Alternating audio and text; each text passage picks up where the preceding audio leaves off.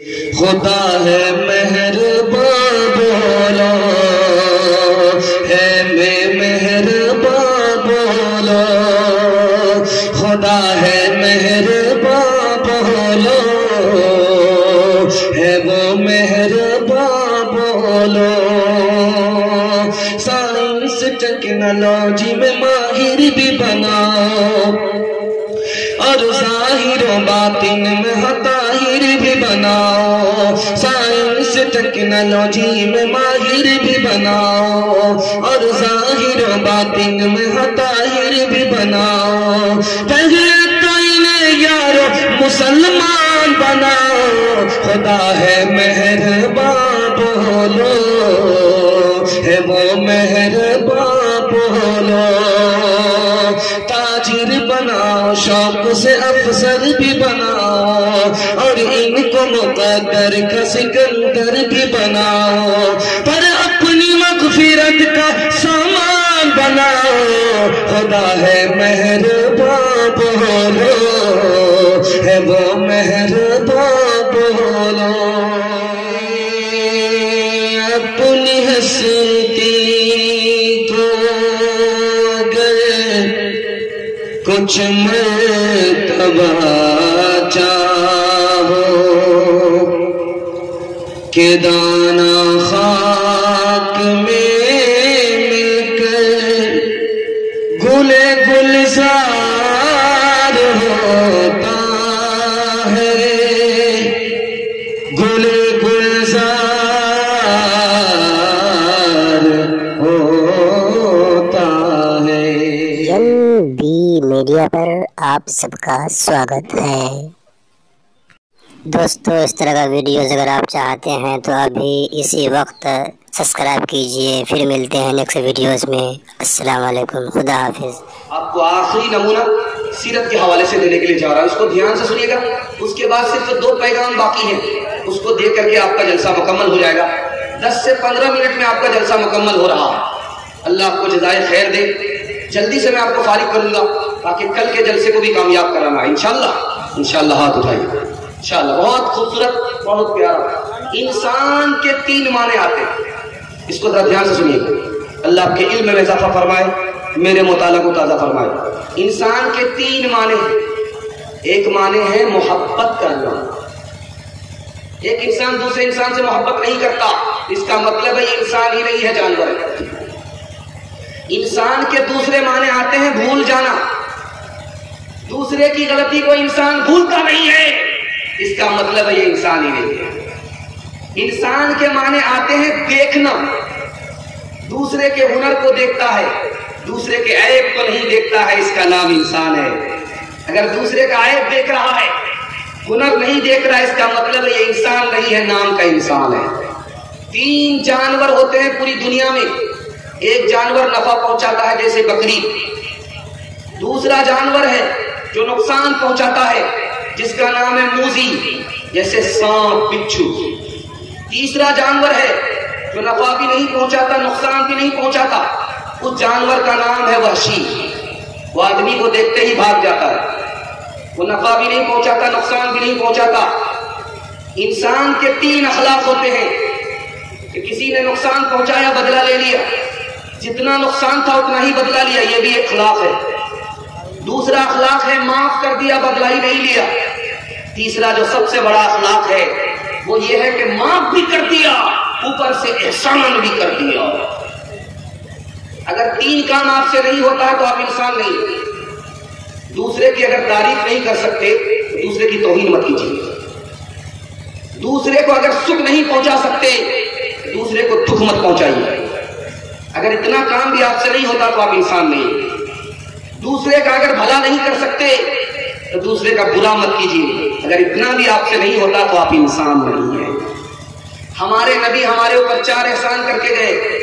سب سے پہلا احسان تمہارا خدا ایک ہے، دوسرا احسان تمہارے ماں باپ ایک ہیں، تیسرا احسان توبہ کرو مسئلہ حل ہو جائے گا، چوتھا احسان کہ دنیا ہی تمہاری آخری منزل نہیں ہے، خدا کے سامنے کھڑا ہونا، پانچواں احسان کہ دنیا کے چکر میں دین کو برباد مت کرنا، آخری احسان دوسرے انسان کی عزت کرو گے، کعبہ کو تحریر کرو گے کعبہ کو ڈھانے کے برابر ہے۔ جب آدمی مسلمان ہوتا ہے اس کی جان بھی محفوظ ہو جاتی ہے۔ جب اس کو کوئی قتل کرے تو جان کے بدلے جان لی جاتی ہے۔ جب آدمی مسلمان ہوتا ہے تو مال بھی محفوظ ہو جاتا ہے۔ جب کوئی کسی کا مال چوری کرے تو ہاتھ کاٹ دیا جاتا ہے۔ جب آدمی مسلمان ہوتا ہے تو اس کی عقل محفوظ ہو جاتی ہے، اس لیے شراب پینے پر کوڑا لگایا جاتا ہے۔ جب آدمی مسلمان ہوتا ہے تو اس کی آبرو بھی محفوظ ہو جاتی ہے، کوئی انگلی اٹھائے تو کوڑا لگتا ہے، کوئی زنا کرے تو اس کو 100 کوڑے مارے جاتے ہیں، شادی شدہ ہوتا ہے تو اس کو قتل کر دیا جاتا ہے۔ آپ کو سن کر کے حیرت ہوگی، ہمارے نبی آئے دنیا میں، جنگ کیا لوگوں سے، کتنے لوگ مارے گئے۔ روس میں، فرانس میں جنگ ہوئی، 26 لاکھ لوگ مارے گئے۔ جنگ عظیم ہوئی پہلی، 73 لاکھ لوگ مارے گئے۔ دوسری جنگ عظیم ہوئی، 1 کروڑ 6 لاکھ لوگ مارے گئے۔ 1857 کی جنگ ہوئی، اس میں 1 کروڑ لوگ مارے گئے۔ 1955 کی جنگ ہوئی کوریا کی، 15 لاکھ لوگ مارے گئے۔ 1979 کی جنگ ہوئی گلف وار، 1 لاکھ لوگ مارے گئے۔ عراق اور ایران میں جنگ ہوئی، 4 لاکھ لوگ مارے گئے۔ اب آپ کو سنا رہا ہوں، ہمارے نبی آئے دنیا سے جنگ کیا 27 جنگ۔ پوری زندگی میں ہمارے نبی نے کتنی جنگ کی ہے؟ صرف 27۔ اب دونوں طرف سے کتنے لوگ مارے گئے؟ 1018۔ ہمارے نبی جان بچانے کے لیے آئے تھے، مظلوم کی جان بچانے کے لیے آئے تھے، ظالم کے ہاتھ کو روکنے کے لیے آئے تھے۔ اس لیے مرنے والے کی تعداد کم ہے، زندہ رہنے والے کی تعداد زیادہ ہے۔ دنیا نے جنگ کیا دنیا کو مٹانے کے لیے، زندہ رہنے والے کی تعداد کم ہے، مرنے والے کی تعداد زیادہ ہے۔ انشاءاللہ دوسرے کو معاف کریں گے، ہاتھ اٹھائیے۔ مقدمہ کریں گے، کمپرومائز نہیں کریں گے، ہاتھ اٹھائیے۔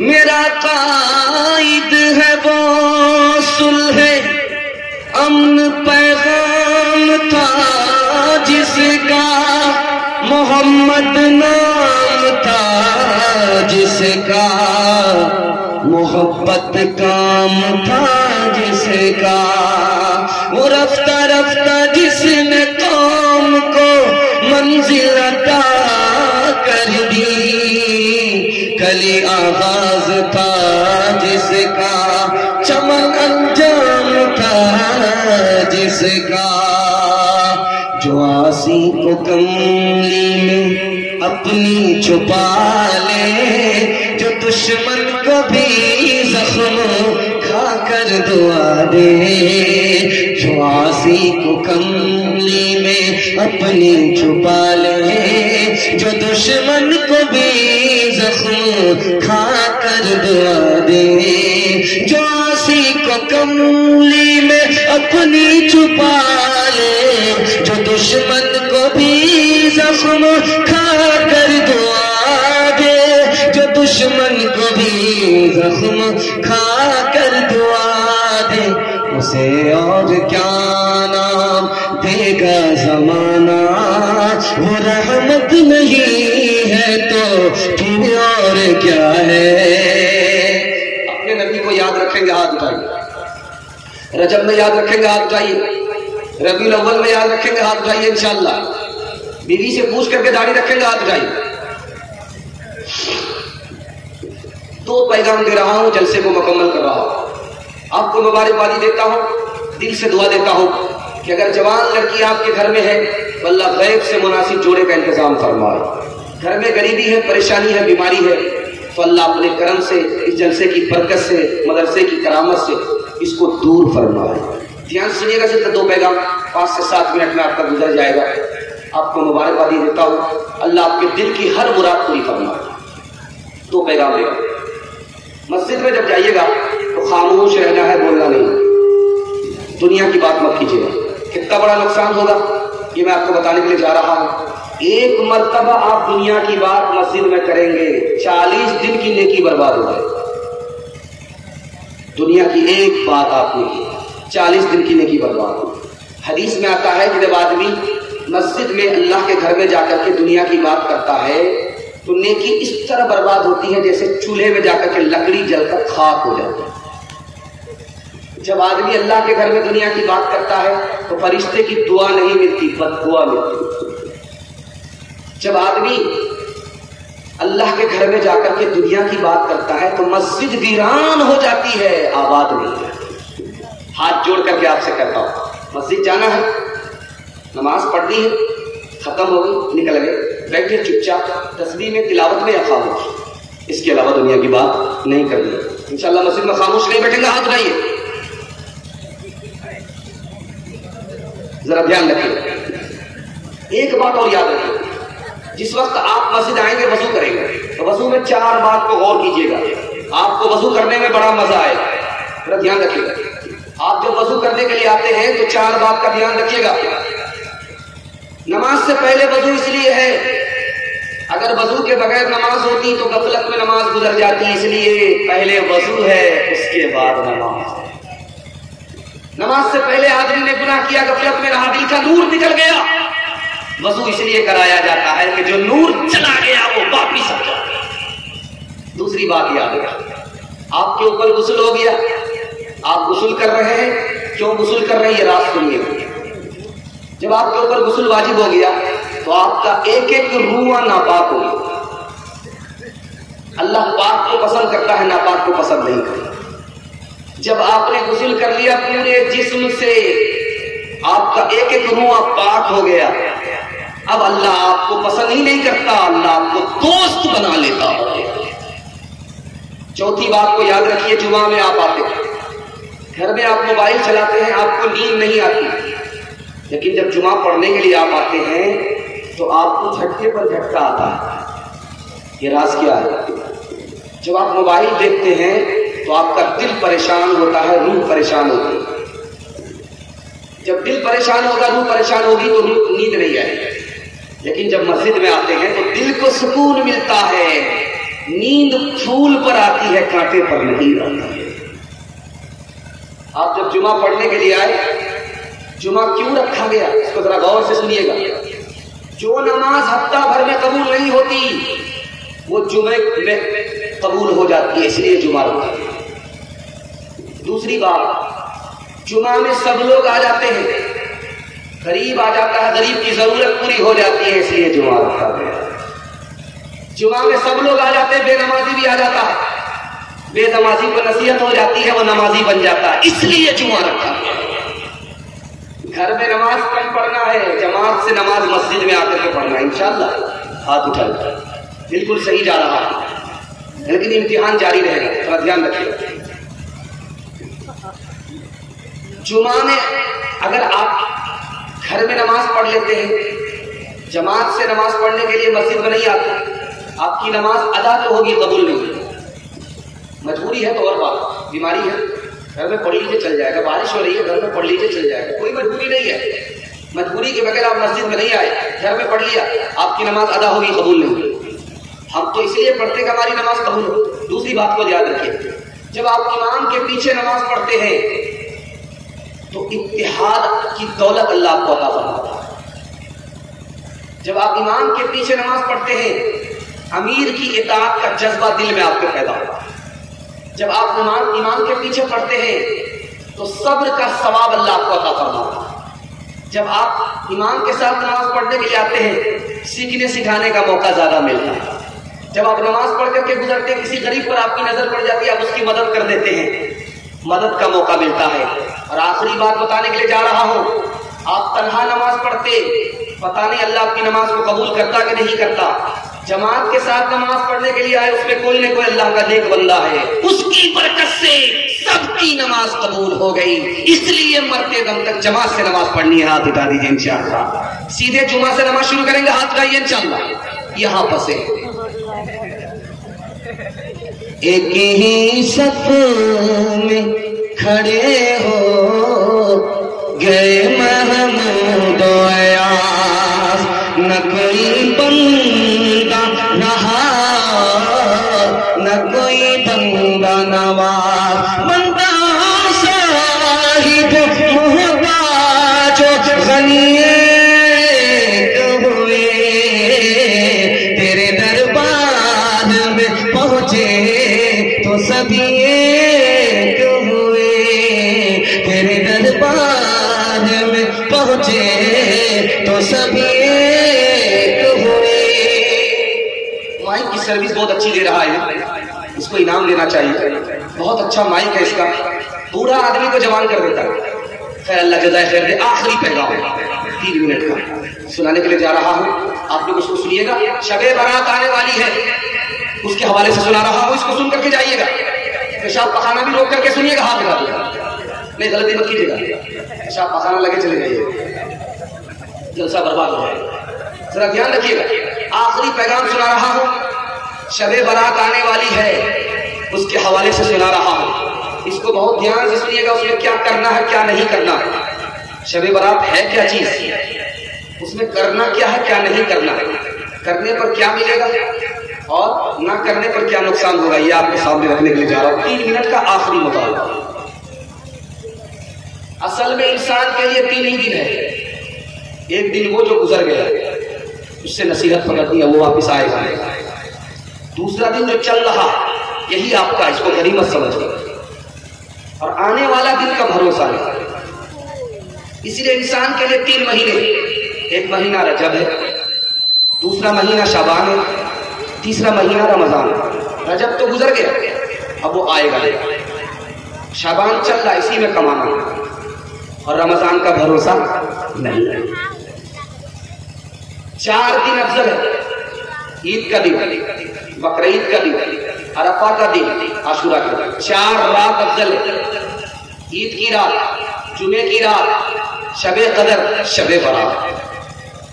شعبان کو شعبان کیوں کہتے ہیں؟ اللہ کی رحمت برستی ہے، لوگوں میں تقسیم ہوتی ہے، اس لیے شعبان کو شعبان کہتے ہیں۔ شب برات کو شب برات اس لیے کہا جاتا ہے، اس میں بندہ ہاتھ اٹھاتا ہے، اللہ گناہ کو معاف کرتا ہے۔ کتنے لوگوں کو معاف کرتا ہے کہ بکری کے جسم پر جتنے بال ہوتے اس سے زیادہ لوگوں کو معاف کرتا ہے، لیکن 5 آدمی کو معاف نہیں کرتا۔ دھیان سے اس کو رکھیے گا، توبہ کر لیجیے، اس رات کے آنے سے پہلے توبہ کر لیجیے۔ شرابی کو اللہ معاف نہیں کرتا، اس رات کے آنے سے پہلے توبہ کر لیجیے۔ زنا کرنے والے کو اللہ معاف نہیں کرتا، اس رات میں بھی معاف نہیں کرتا، لیکن اس سے پہلے توبہ کر لیا تب معاف کرے گا۔ ماں باپ کے نافرمان کو اللہ معاف نہیں کرتا، اس رات سے پہلے توبہ کر لیجیے۔ ٹخنے سے نیچے پائجامہ ہے، اس آدمی کو اللہ معاف نہیں کرتا، شعبانی سے ٹخنے سے اوپر پائجامہ آپ کا ہو جانا چاہیے، تب اللہ آپ کو معاف کرے گا۔ آخری آدمی جس کو اللہ معاف نہیں کرتا، پڑوسی کے لیے دل میں کینہ ہے، ماں باپ کے لیے دل میں کینہ ہے، رشتہ دار کے لیے دل میں کینہ ہے، جو سینہ کینے سے صاف نہیں ہوگا اللہ اسے معاف نہیں کرے گا۔ شب قدر کو اللہ نے چھپایا، شب برات کو اللہ نے ظاہر کر دیا، راز کیا۔ شب قدر کو اس لیے چھپایا تاکہ آدمی اس پر بھروسہ کر کے بیٹھنے لگے، اس لیے چھپا دیا۔ شب برات کو بتا دیا تاکہ آدمی بیدار ہو کر کے نفع سے محروم نہ ہو جائے، جو سوتا ہے وہ کھوتا ہے، جو جاگتا ہے وہ پاتا ہے۔